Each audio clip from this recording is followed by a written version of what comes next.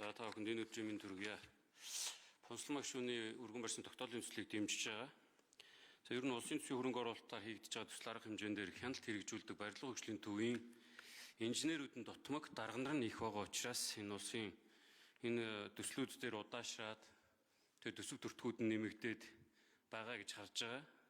2016-аас 2025 он гэдэг чинь нэг намд ангаараа хит олонхоороо ирэх барьж явах үе. Тэгээ энэ үед бол жишээлхэд 2900 төсөл арга хэмжээний үн нэмэгдсэн байна. Үн нэмэгдсэн. Тэгэхээр энэ зөвхөн энэ барилга хөгжлийн төвтэй холбоотой л гэж би бол үзэж байгаа. Сая энэ улсын хурлын дарга Бямцогт дарга танилцуулахдаа бас өөрөө худлаа танилцуулаад их юм. Даргын үүргийг төр орлон гүйцэтгэгч нэрээ суудсан баг чинь дарга нь сууж ийна л гэдэг. Дарга болж жинхэнэхийн тулд мэрэгжлийн шаардлага хангах ёстой. Барилга хөгжлийн төвийн дарга нь одоогороод үүрэг гүйцэтгэгч.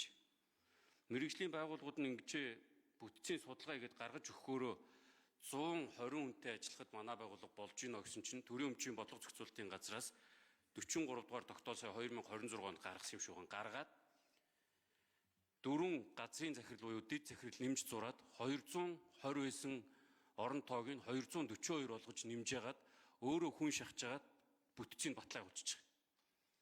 Хаана байгаа тэр нөгөө ерөнхий сайдын чинь нөгөө одоо энэ хит данхаагаад байгаа энэ засгийн газрыг цомхон байлгана гэдэг байгаа чинь төрийн өмчийн бодлого зохицуулалтын газар шууд эсрэг ажиллаж үзүүлж байна. Энэ ч бол.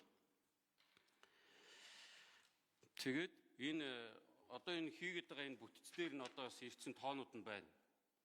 Удирдлага 5, захиргаа хүний нөөцийн хэлтс 16, санхүү эдийн засаг аж ахуй хэлтс 44, тэгээд дотоод хяналт шинжилгээ үнэлгээ аудитын хэлтсгээд 8, замын үд хөлийн боомт барилгын материалын чанар сорилт шинжилгээ төвөөрчлөн лабораторид 10, хот бүс нутаг суурьшлын төлөвлөлтийн хэлтсээр энэ гүйцэтгэгчээр уг нь хийлэгчдэг гэдэг юм л да 11, судалгаа сургалт инновацийн хэлтс 6 өнгөд ингээд нийтдээ 100 хүн мэрэгжлийн бус 100 хүн 242 хүн дотор ажиллахаар чи энэ байгууллагаас яаж олигтой үр дүн гарах юм бэ гэдгийг энэ ч хэлэх гээд байгаа. Ер нь бол одоо энэ Бямцогт дарга хэлсэн одоо энэ Бүрэгдэж дарга бас хэлээд өгөөрэй. Хариултыг бичгээр ирүүлээ тэрэ гэд. Төрийн өмчийн бодлого зохицуулалтын газар ерөнхий сайдыгаа тоохгүй даргын орон тоо нэмээд байгаа нэг тайлбар ирүүлээ тэгэхээр барилга хөгжлийн төв дээр. Тэгээд шийдэл бидрээс нь хэд байгаа ер нь гишүүдээс. Төрийн банк байна, барилга хөгжлийн төв байна, замын хавтан боржуур байна.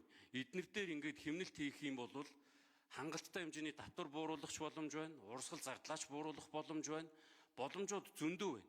Олж харахыг ерөөсөө хүсэхгүй байна л гэдгийг энэ дахин хэлхийг хүссэн юм. Баярлалаа.